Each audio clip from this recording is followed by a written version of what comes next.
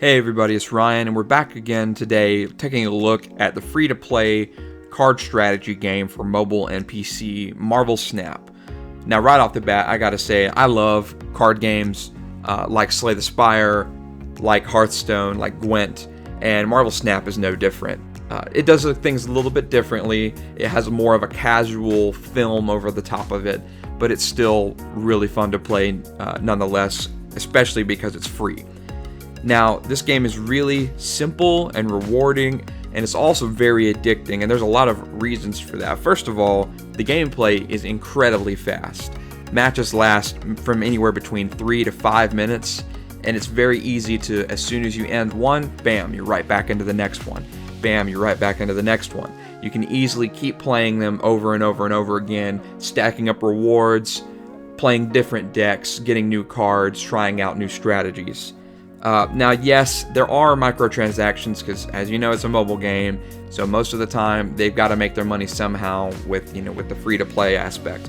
But you do gain a lot of currency through just playing the game, through the reward track. There's a lot of ways that you can earn the currency just by playing, and it takes absolutely no time at all.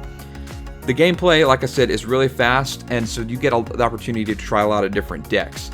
Now, the way that the game actually works is you play in 1v1 fashion. You and your opponent are playing cards at one of 3 locations, and you're attempting to have more power at 2 of the 3 locations than your opponent. And then there's some special circumstances for tiebreakers. There are a lot of abilities in the game, and you can craft a bunch of different decks to play in different play styles. Like, for example, right now, I have a deck that specializes in discarding cards and gaining buffs from that, as you can see here. And also, I have a couple of decks that try to cheat out big cards for a really small amount of mana, or power in this case. The only upgrades for cards in this game are purely cosmetic. There's no way to make your card more powerful than it already is, aside from buffing it in-game through another card. You can never permanently upgrade them. The only way that you can upgrade them is cosmetically, so creating a higher rarity of the cards you have. And it starts at green, then goes to blue, then to purple, then to orange, then red, then like purplish at the top. All the way up from like a bronze, like green, to a like the diamond-esque infinity tier at the top.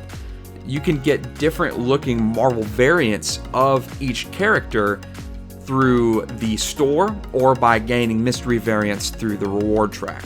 And you'll kind of see as I'm scrolling through here, you can see that some of these cards have different variants, such as the baby variants. And you can see as you upgrade cards, you gain in collector's level. And your collector's level is how you gain most of your rewards. You gain boosters, which help you to upgrade your cards. You gain the blue currency, which helps you to pay for the upgrades. And then you also have the gold, which is it's the premium currency that you can also buy, that helps you to get variants that you can buy directly. They recently added another currency in the game as well that I don't know quite as much about, but it's been implemented recently, and you can use this to buy other variants as well. Now, there are many tiers of rewards to unlock. Today, before I did this review, I was actually trying to scroll through the list of all of the collector's levels to get, and it's well into tier like 10,000. It goes beyond that as well, and I'm on collection level 730 or something, and I'm gaining a lot of different cards and getting new things. You don't always get cards. Some collector's caches that you gain later, you only get like currency, and then you have to wait a while to get a new card. But it's well worth it. You feel rewarded once you finally gain that next card in your collection. And there's also a battle pass, so you gain cards from the battle pass as well, and you can pay an extra $10 every season to gain the premium path on the battle pass. I did that for the first 2 seasons, and it was pretty worth it. You also get some new icons, as you can see at the top of your screen. There's like I have a Black Panther icon. My opponent has a Shang-Chi logo, and so you can gain those as well. So overall, Marvel Snap shows how mobile games really do have the potential, with the right business practices and attention to detail, to experience a similar quality game to that of like Hearthstone or Gwent or Slay the Spire. I really, really highly recommend this game to anybody out there, no matter what age level you're at, no matter if you like the Marvel series, a little bit.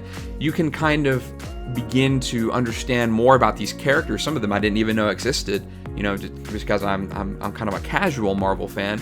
And so I've learned about some of these new characters and enemies and locations just from playing the game.